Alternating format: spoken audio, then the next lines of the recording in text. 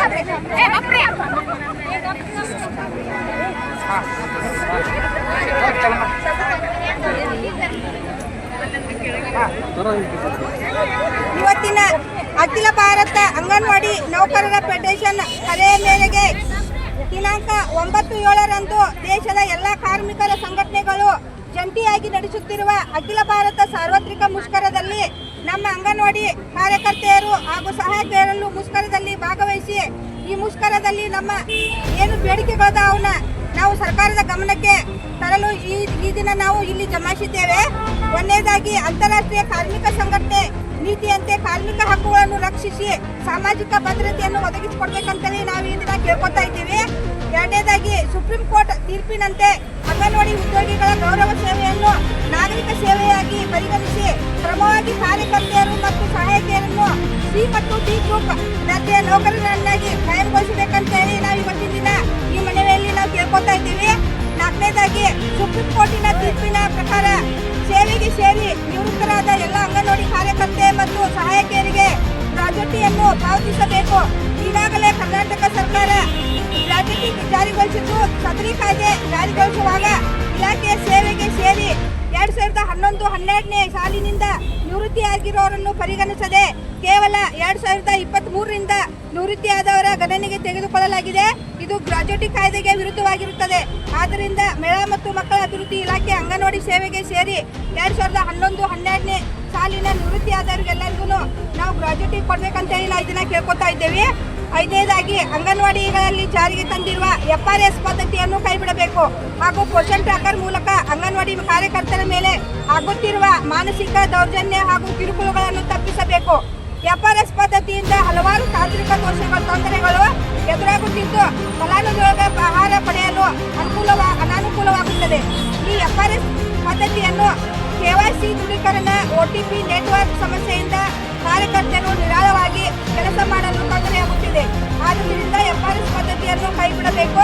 ಇಂತಹ ತೊಂದರೆಗಳು ಎದುರಾಗುತ್ತಿರುವಾಗ ಸಮಸ್ಯೆಯನ್ನು ಪರಿಹರಿಸಲು ಬದಲು ಕಾರ್ಯಕರ್ತರಿಗೆ ಆಫೀಸರ್ಗಳು ಶಿಸ್ತು ಕ್ರಮ ಹಾಗೂ ಗೌರವಧನ ಕಡಿತ ಅಧಿಕಾರಿಗಳ ಬೆದರಿಸುತ್ತಿದ್ದು ಇದನ್ನೇ ಕೂಡಲೇ ನಿಲ್ಲಿಸಬೇಕಂತ ನಾವು ಇವತ್ತಿನ ದಿನ ಕೇಳ್ಕೊತೇವ್ರಿ. ಇಲ್ಲ ಇಲಾಖೆಯ ಸಚಿವರು ಜಿಲ್ಲೆಯವರು ಅದಾರ, ಏನಾದ್ರು ರೆಸ್ಪಾನ್ಸ್ ಮಾಡಿದಾರೆ ಹೇಗೆ ನಿಮ್ಮ ಸಮಸ್ಯೆಗೆ? ಏನು ಮಾಡ್ತಾ ಇಲ್ರಿ ಸರ್, ರೆಸ್ಪಾನ್ಸ್ ಮಾಡ್ತಾ ಇಲ್ಲ. ನಾವು ಈಗಾಗಲೇ ನಮ್ಮ ಸಚಿವರಾದಂಥ ಶ್ರೀಮತಿ ಹೆಬಾಕರ್ ಮೇಡಮ್ ಅವ್ರ ಗಮನಕ್ಕೂ ನಾವು ಕಳೆದ ಆಗಸ್ಟ್ದಿಂದನೂ ನಾವು ಮನವಿ ಕೊಟ್ಕೋತಾ ಬರ್ತೇವ್ರಿ.